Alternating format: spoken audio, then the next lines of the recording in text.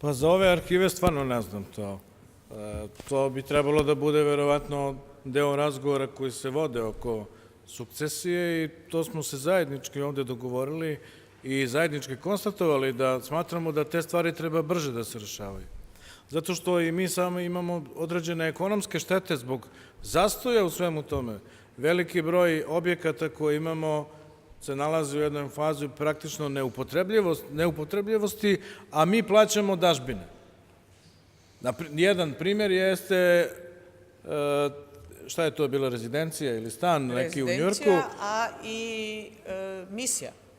Znači, jednostavno, to se stvari ne rešavaju godinama i zato je važno da se sva ta pitanja što pre reše. Između ostalog, nemamo ništa, stvarno Srbija nema ništa protiv da se i ta pitanja nađu na dnevnom redu. Kad je reč o Rusiji, pa znate šta, mislim sada teško je utvrditi koga nosi u srcu i to nije sigurno bio kriterijum za članstvo u Evropskoj uniji, jer Evropska unija nije emotivna kategorija. Ona je pre svega pitanje ispunjavanja određenih standarda od strane zemlje koja je kandidat i političke odluke, odnosno rešenosti država članica Evropske unije hoće li da prime tu zemlju ili ne. Što se nas tiče, mi ne nosimo nikoga drugoga u srcu osim Srbiju. I mi nemamo razloga da se bilo kome pravdamo za naše odnose sa Rusijom. Srbija i Rusija imaju tradicionalno prijateljske odnose. Kao što postoje mnoge druge zemlje koje imaju međusobne prijateljske odnose. A znate šta? Srbija ima mnogo manju ekonomsku saradnju s Rusijom nego mnoge zemlje koje su članice Evropske unije. Između ostalog,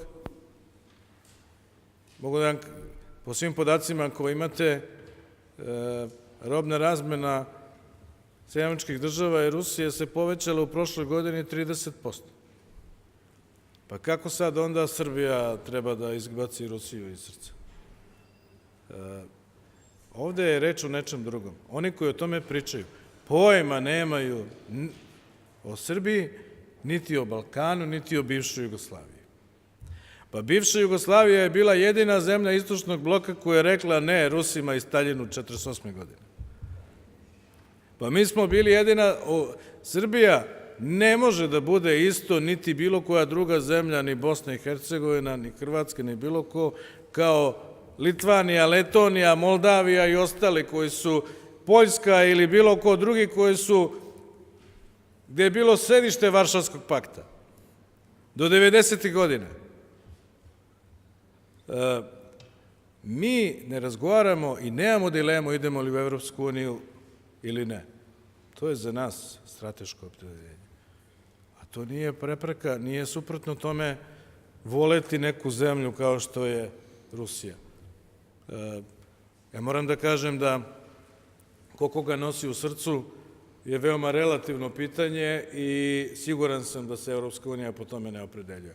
Srbija kao predsedavajuća OEBS-a igra veoma značajnu ulogu u ovom trenutku i pokazuje kako može jedna mala zemlja da bude objektivna i to da bude objektivna upravo u situaciji kada imate i Rusiju na jednoj strani i Evropsku uniju na drugoj strani i Ukrajinu koja je takođe u prijateljskim odnosima sa nama i mi radimo na tome. Sutra bi trebalo da bude doneta odluka o produženju misije OEBS-a u Ukrajini na 12 meseci. To je naša delegacija izdejstvovala, naše predsedavanje i na sednici Saveta bezbednosti UN-a svih 15 država članica je odalo priznanje Srbiji za predsedavanje OEBS-om. Tako da to je za mene najvažnije, a ne šta kaže neki poslanik u Evropskom parlamentu ili bilo kom drugom parlamentu. Svako ima pravo da kaže šta hoće.